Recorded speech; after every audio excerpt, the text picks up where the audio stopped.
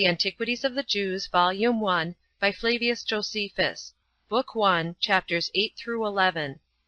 Chapter 8. That when there was a famine in Canaan, Abram went thence into Egypt, and after he had continued there a while, he returned back again. Now after this, when a famine had invaded the land of Canaan, and Abram had discovered that the Egyptians were in a flourishing condition, he was disposed to go down to them, both to partake of the plenty they enjoyed, and to become an auditor of their priests, and to know what they said concerning the gods; designing either to follow them, if they had better notions than he, or to convert them into a better way, if his own notions proved the truest. Now seeing he was to take Sarai with him, and was afraid of the madness of the Egyptians with regard to women, lest the king should kill him on occasion of his wife's great beauty, he contrived this device. He pretended to be her brother, and directed her in a dissembling way to pretend the same, for he said it would be for their benefit.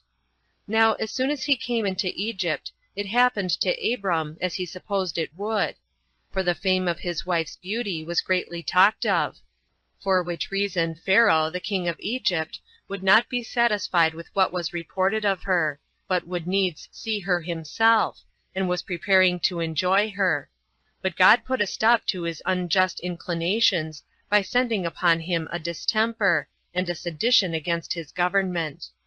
And when he inquired of the priests how he might be freed from these calamities, they told him that this his miserable condition was derived from the wrath of God, upon account of his inclinations to abuse the stranger's wife. He then, out of fear, asked Sarai who she was, and who it was that she brought along with her. And when he had found out the truth, he excused himself to Abram, that supposing the woman to be his sister, and not his wife, he set his affections on her, as desiring an affinity with him by marrying her, but not as incited by lust to abuse her. He also made him a large present in money, and gave him leave to enter into conversation with the most learned among the Egyptians; from which conversation his virtue and his reputation became more conspicuous than they had been before. For whereas the Egyptians were formerly addicted to different customs, and despised one another's sacred and accustomed rites, and were very angry one with another on that account, Abram conferred with each of them, and confuting the reasonings they made use of, every one for their own practices, demonstrated that such reasonings were vain and void of truth, whereupon he was admired by them in those conferences as a very wise man, and one of great sagacity, when he discoursed on any subject he undertook, and this not only in understanding it, but in persuading other men also to assent to him.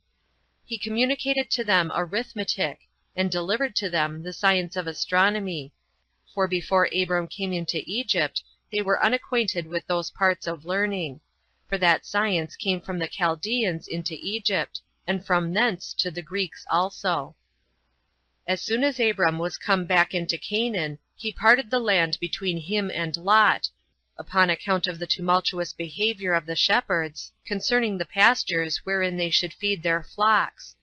However, he gave Lot his option, or leave, to choose which lands he would take, and he took himself what the other left, which were the lower grounds at the foot of the mountains, which is a city 7 years more ancient than Tunis of Egypt.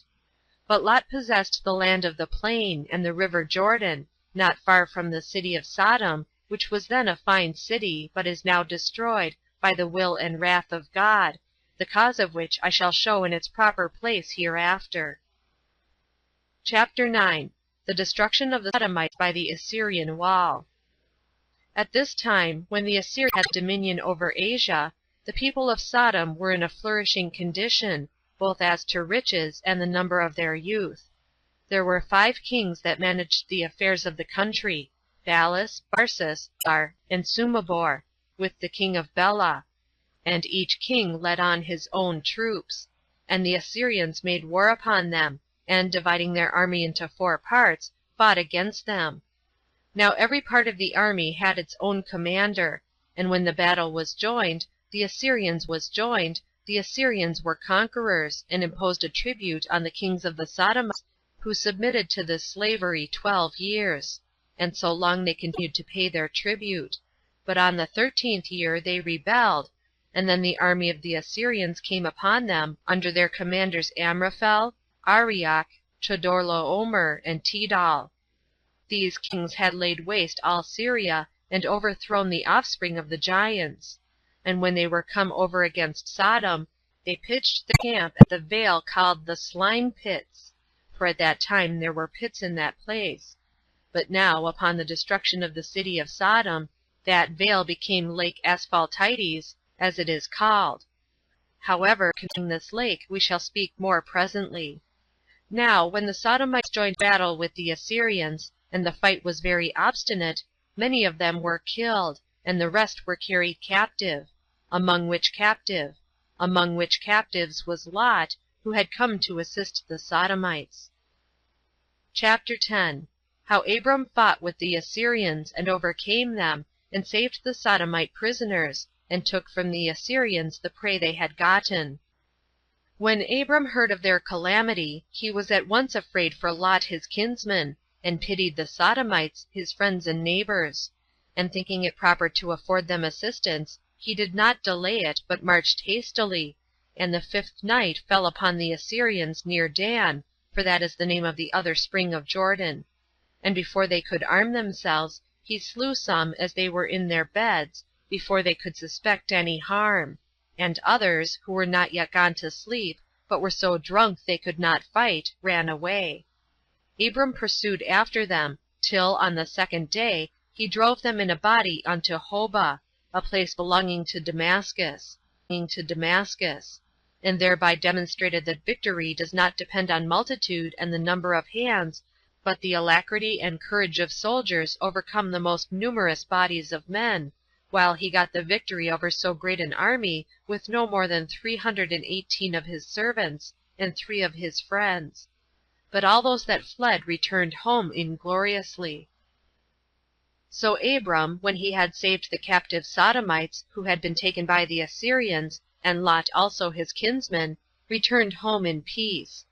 Now the king of Sodom met him at a certain place, which they called the King's Dale, where Melchizedek, king of the city Salem, received him. That name signifies the righteous king, and such he was without dispute, insomuch that, on this account, he was made the priest of God. However, they afterward called Salem Jerusalem. Now this Melchizedek hospitable manner, and gave them provisions in abundance; and as they were feasting, he began to praise him, and to bless God for subduing his enemies under him. And when Abram gave him the 10th part of his prey, he accepted of the gift. But the king of Sodom desired Abram to take the prey, but entreated that he might have those men restored to him whom Abram had saved from the Assyrians, because they belonged to him. But Abram would not do so, nor would make any other advantage of that prey than what his servants had eaten, but still insisted that he should afford a part to his friends that had assisted him in the battle. The first of them was called Escol, and then Ener and Mambre. And God commended his virtue, and said, Thou shalt not, however, lose the rewards thou hast deserved to receive by such thy glorious actions. He answered, And what advantage will it be to me to have such rewards, when I have none to enjoy them after me? For he was hitherto childless. And God promised that he should have a son, and that his posterity should be very numerous, insomuch that their number should be like the stars. When he heard that, he offered a sacrifice to God, as he commanded him. The manner of the sacrifice was this: He took an heifer of 3 years old, and a she-goat of 3 years old, and a ram in like manner of 3 years old, and a turtle-dove, and a pigeon, and as he was enjoined, he divided the 3 former, but the birds he did not divide. After which, before he built his altar, where the birds of prey flew about, as desirous of blood, a divine voice came to him, declaring that their neighbors would be grievous to his posterity when they should be in Egypt for 400 years, during which time they should be afflicted, but afterwards should overcome their enemies, should conquer the Canaanites in war, and possess themselves of their land and of their cities. Now Abram dwelt near the oak called Ogages. The place belongs to Canaan, not far from the city of Hebron. But being uneasy at his wife's barrenness, he entreated God to grant that he might have male issuage, and said that he would add to all the rest of the benefits that he had bestowed upon him, ever since he led him out of Mesopotamia, the gift of children. Accordingly Sarai, at God's command, brought to his bed one of her handmaidens, a woman of Egyptian descent, in order to obtain children by her. And when this handmaid was with child, she triumphed and ventured to affront Sarai, as if the dominion were to come to a son to be born of her. But when Abram resigned her into the hand of Sarai to punish her, she contrived to fly away, as not able to bear the instances of Sarai's severity to her. And she entreated God to have compassion on her. Now a divine angel met her as she was going forward in the wilderness, and bid her return to her master and mistress, for if she would submit to that wise advice, she would live better hereafter. For that the reason of her being in such a miserable case was this, that she had been ungrateful and arrogant towards her mistress. He also told her that if she disobeyed God, and went on still in her way, she should perish; but if she would turn back, she would become the mother of a son who would reign over that country. These admonitions she obeyed, and returned to her master and mistress, and obtained forgiveness. A little while afterwards she bare Ismael, which may be interpreted heard of God, because God had heard his mother's prayer. The forementioned son was born to Abram when he was 86 years old, but when he was 99, God appeared to him and promised him that he should have a son by Sarai, and commanded that his name should be Isaac, and showed him that from this son should spring great nations and kings, and that they should obtain all the land of Canaan by war from Sidon to Egypt.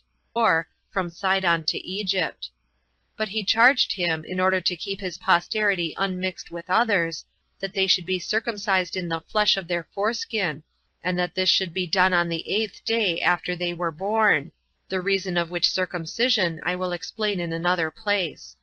And Abram inquiring also concerning Ismael, whether he should live or not, God signified to him that he should live to be very old, and should be the father of great nations.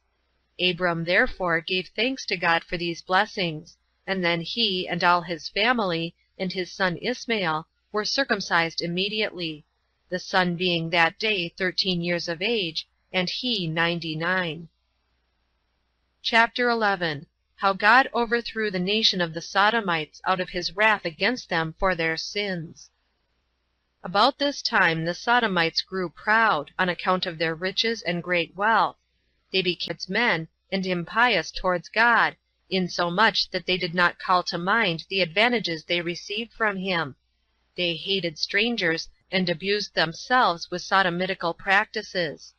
God was therefore much displeased at them, and determined to punish them for their pride, and to overthrow their city, and to lay waste their country, until there should be neither plant nor fruit grow out of it. When God had thus resolved concerning the Sodomites, Abraham, as he sat by the oak of Mamre, at the door of his tent, saw 3 angels, and thinking them to be strangers, he rose up and saluted them, and desired they should accept of an entertainment and abide with him; to which, when they agreed, he ordered cakes of meal to be made presently. And when he had slain a calf, he roasted it, and brought it to them, as they sat under the oak. Now they made a show of eating, and besides, they asked him about his wife Sarah, where she was; and when he said she was within, they said they would come again hereafter, and find her become a mother. Upon which the woman laughed, and said it was impossible she should bear children, since she was 90 years of age, and her husband was 100. Then they concealed themselves no longer, but declared that they were angels of God, and that one of them was sent to inform them about the child, and 2 of the overthrow of Sodom. When Abraham heard this, he grieved for the Sodomites, and he rose up, and besought God for them, and entreated him that he would not destroy the righteous with the wicked. And when God had replied that there was no good man among the Sodomites, for if there were but 10 such men among them, he would not punish any of them for their sins, Abraham held his peace. And the angels came to the city of the Sodomites, and Lot entreated them to accept of a lodging with him, for he was a very generous and hospitable man, and one that had learned to imitate the goodness of Abraham. Now when the Sodomites saw the young men to be of beautiful countenances, and this to an extraordinary degree, and that they took up their lodgings with Lot, they resolved themselves to enjoy these beautiful boys by force and violence, when Lot exhorted them to sobriety, and not to offer anything immodest to the strangers, but to have regard to their lodging in his house, and promised that if their inclinations could not be governed, he would expose his daughters to their lust, instead of these strangers. Neither thus were they made ashamed. But God was much displeased at their impudent behavior, so that he both smote those men with blindness, and condemned the Sodomites to universal destruction. But Lot, upon God's informing him of the future destruction of the Sodomites, went away, taking with him his wife and daughters, who were 2 and still virgins. For those that were betrothed to them were above the thoughts of going, and deemed that Lot's words were trifling. God then cast a thunderbolt upon the city, and set it on fire with its inhabitants, and laid waste the country with the like burning, as I formerly said when I wrote the Jewish war. But Lot's wife continually turning back to view the city as she went from it, and being too nicely inquisitive what would become of it, although God had forbidden her so to do, was changed into a pillar of salt; for I have seen it, and it remains to this day. Now he and his daughters fled to a certain small place encompassed with the fire, and settled in it. It is to this day called Zoar, for that is the word which the Hebrews use for a small thing. There it was that he lived a miserable life, on account of his having no company, and his want of provisions. But his daughters, thinking that all mankind were destroyed, approached to their father, though taking care not to be perceived. This they did, that humankind might not utterly fail, and they bare sons. The son of the elder was named Moab, which denotes one derived from his father. The younger bare Ammon, which name denotes one derived from a kinsman. The former of whom was the father of the Moabites, which is even still a great nation. The latter was the father of the Ammonites, and both of them were inhabitants of Celesyria. And such was the departure of Lot from among the Sodomites. End of Book 1, chapters 8